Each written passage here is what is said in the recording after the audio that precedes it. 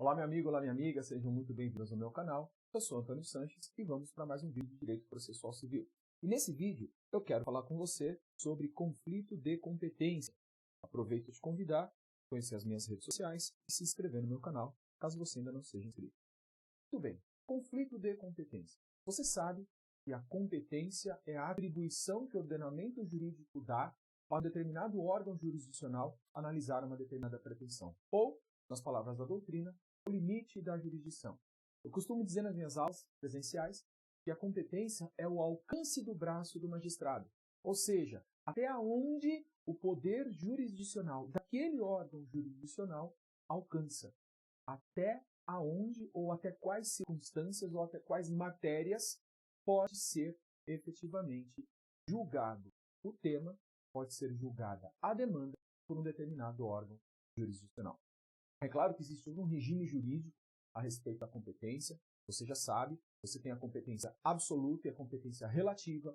A competência absoluta leva em consideração critérios de ordem pública, a proficiência, a especialidade da prestação jurisdicional. Então, toda vez que você tem incompetência absoluta, você tem efetivamente a incompetência que prejudica a própria prestação jurisdicional. Por exemplo, em razão da matéria. Exemplificando, um juiz do trabalho não pode julgar uma demanda civil e vice-versa, porque você tem a matéria incompetente. E isso atrapalha a otimização da prestação jurisdicional. Por outro lado, você tem a competência relativa, que tem por base critérios de ordem particular. A competência relativa só busca otimizar a situação da parte, ou seja, a competência relativa é fixada para benefício da parte. Okay? Você sabe também que a incompetência absoluta ela deve ser conhecida de ofício e pode ser alegada em qualquer grau de jurisdição, enquanto a incompetência relativa não pode ser conhecida de ofício e deve ser alegada em preliminar de contestação, sob pena de preclusão e prorrogação da competência daquele juízo que era incompetente. Muito bem.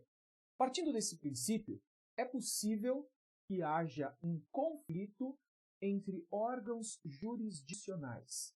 Quando você tem dois órgãos jurisdicionais que entendem de maneira diversa a respeito do julgamento de uma determinada demanda, você tem um conflito de competência. Por esse motivo, a primeira coisa que eu quero trabalhar com você é o conceito e são as espécies de conflito de competência. Note, você não tem conflito de competência se uma parte alega a incompetência.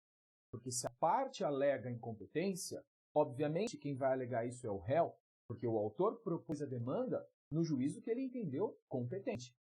O réu vai alegar em preliminar de contestação a incompetência, tanto absoluta como relativa. Está lá no artigo 337 do Código de Processo Civil. Então não há conflito entre a parte e o órgão jurisdicional, porque a parte alega e o órgão jurisdicional acolhe ou rejeita.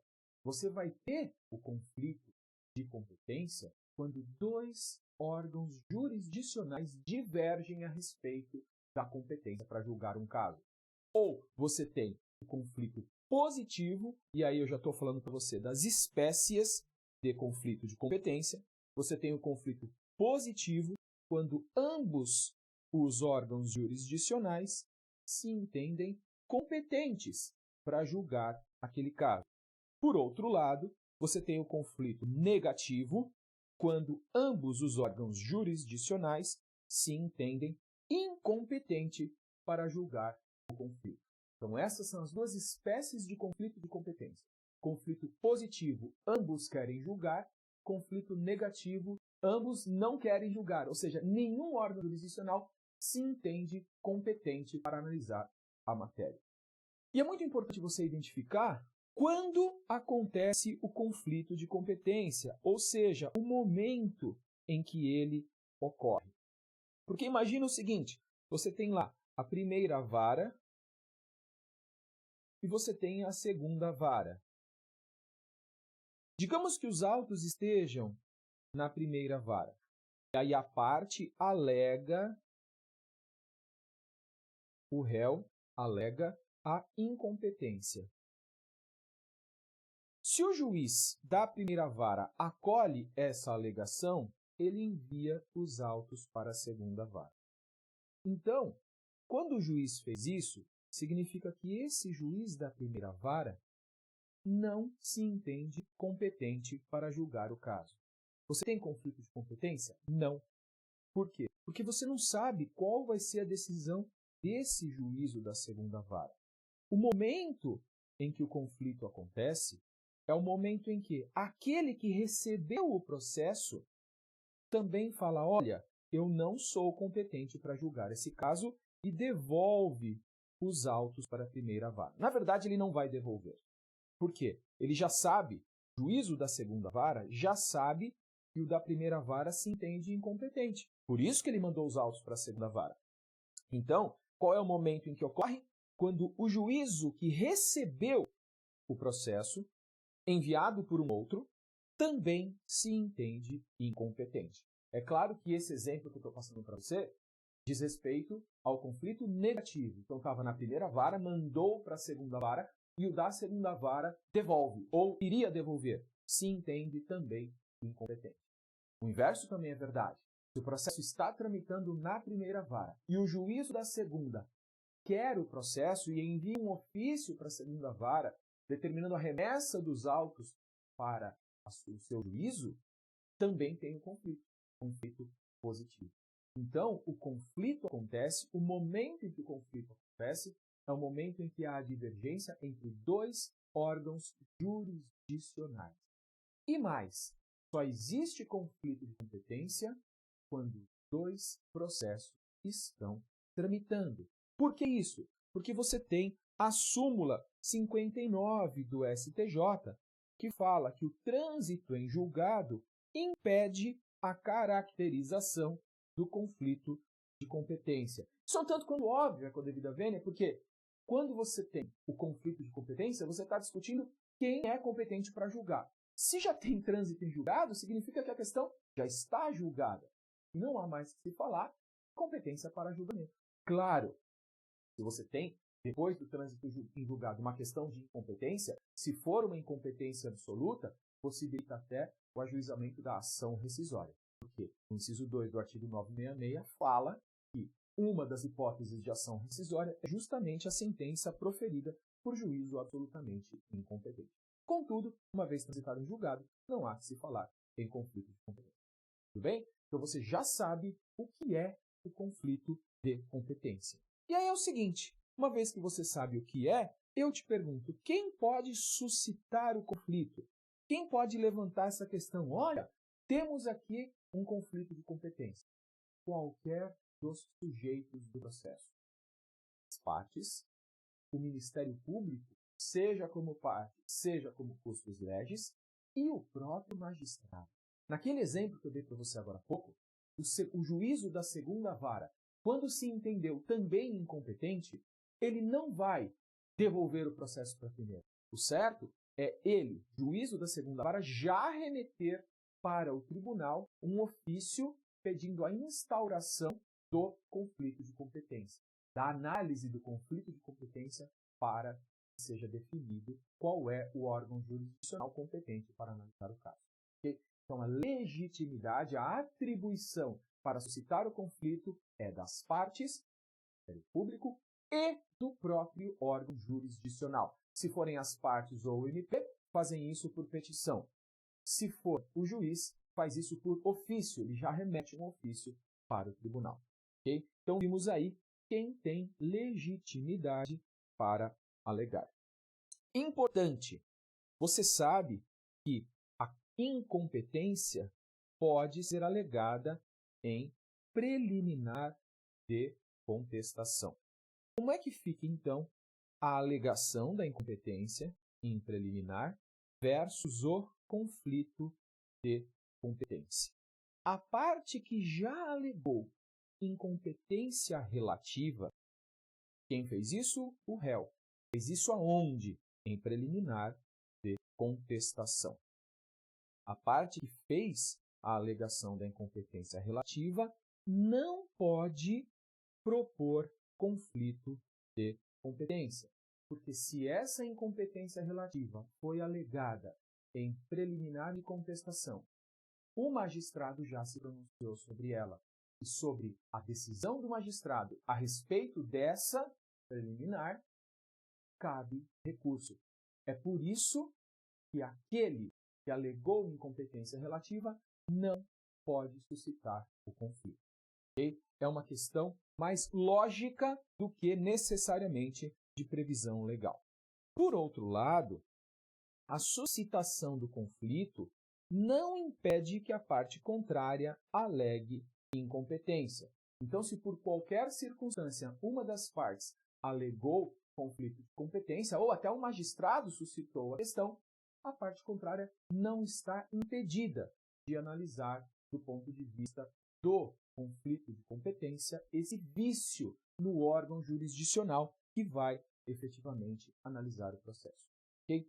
Continuando aí, vamos agora falar do procedimento. E como você já viu, o procedimento começa com a alegação. Se a alegação for pelo juízo, se for pelo próprio órgão jurisdicional, essa alegação se dá por ofício do próprio juízo para o tribunal. Se for das partes ou do MP, se dá por petição. Okay? Uma vez protocolado o conflito, ele será distribuído. Então, você terá um relator no tribunal para apreciar este conflito. Antônio, que tribunal? Sempre um tribunal que tenha jurisdição sobre os dois órgãos jurisdicionais em conflito. Então, se for, por exemplo, entre o juiz estadual A e o juiz estadual B, né? Juízo, primeira vara e segunda vara do mesmo estado, quem julga? O Tribunal de Justiça. Se forem dois juízos federais vinculados ao mesmo TRF, quem julga? O TRF. Mas se for, por exemplo, um juízo estadual versus um juízo federal, quem decide isso? O STJ. Se for, por exemplo, o juízo estadual de um estado versus o juízo estadual de outro estado, quem decide isso? O STJ. Por quê? Por exemplo, o Tribunal de Justiça de São Paulo não pode decidir o conflito de competência entre uma vara estadual paulista e uma vara estadual carioca, porque o juiz do Rio de Janeiro se vincula ao Tribunal de Justiça do Rio de Janeiro. Ok? Voltamos então ao procedimento. Distribuído o conflito, já está então na mão de um relator. Esse relator irá instruir este conflito de competência ou ele irá julgar de plano. Ele pode imediatamente julgar o conflito de competência. Já pode definir qual é o juízo competente nessas hipóteses que você está vendo. Se já existe súmula do STJ ou do STF a respeito, se já existe súmula do próprio tribunal a respeito, se já existe julgamento de repetitivos a respeito. Lembrando o que é repetitivos. São repetitivos o IRDR, Incidente de Resolução de Demandas Repetitivas, e também são repetitivos o recurso extraordinário ou o recurso especial repetitivos. Aí você tem ambas as espécies do gênero julgamentos repetitivos. E também, se você tiver acórdão em assunção de competência, o relator pode, de plano, julgar o conflito e decidir qual é o juízo competente. Mas imagine que não há decisões vinculantes a respeito deste conflito. Bom, se não há, você vai ter a instrução. Então, o relator vai ouvir os magistrados, os dois magistrados envolvidos. Obviamente, se um deles já é o suscitante, ele não será ouvido de novo, porque ele já se manifestou no ofício de instauração, de pedido de instauração. Okay? De qualquer forma, ambos os magistrados serão ouvidos, ou na qualidade de juízos, quando a parte ou o MP alega, ou o suscitado, quando o suscitante é um órgão jurisdicional. Se houver necessidade de tutela de urgência, pode ser tomada, e por esse motivo o relator vai designar qual o juízo competente para analisar pedidos de tutela de urgência que seja necessária durante a tramitação do conflito de competência. O MP se manifesta como custos legis. Ai, Antônio, mas o MP foi o suscitante nesse caso. Bom, se o MP foi o suscitante, ele não vai se manifestar como custos legis, porque ele já deduziu as razões dele no próprio conflito de competência. E depois, o tribunal decide. Então, note que não há aí participação das partes, não tem um contraditório entre autor e réu, entre réu e autor, porque o que se está discutindo aí é o juízo competente. Okay? Então, os juízos se manifestam e o promotor, o Ministério Público, na faculdade, na circunstância de custos legis. Okay? Então, uma vez decidido o conflito, o tribunal diz qual é o juízo competente para analisar o caso e, obviamente, ele se manifesta sobre a manutenção ou a anulação das decisões que foram tomadas.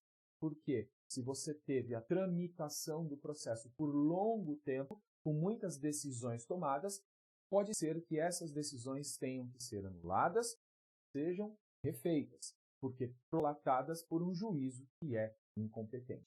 No conflito de competência, o magistrado irá quantificar, irá analisar a viabilidade, a necessidade de anular eventuais decisões. Só fica anulado aquilo que foi expressamente anulado pelo tribunal. Se não houve anulação, as decisões feitas pelo juízo que se considerou incompetente são mantidas. Uma vez que isso acontece, os autos são remetidos para o juízo competente, segundo o que definido no conflito de competência. Okay? Então, aí, o conflito de competência é importante para se sanar o vício de competência. Lembrando que, se não houve alegação de conflito de competência e não houve alegação de incompetência relativa por ocasião da contestação, em se tratando de competência relativa, a incompetência se transforma em competência, pelo fenômeno da prorrogação da competência. Okay? Conflito de competência. Mais um incidente processual tramitado no tribunal. Compõe aí o rol de estruturas jurídicas de institutos processuais que se enquadram nesse processos nos tribunais. Ok? É isso aí. Grande abraço e até o nosso próximo vídeo.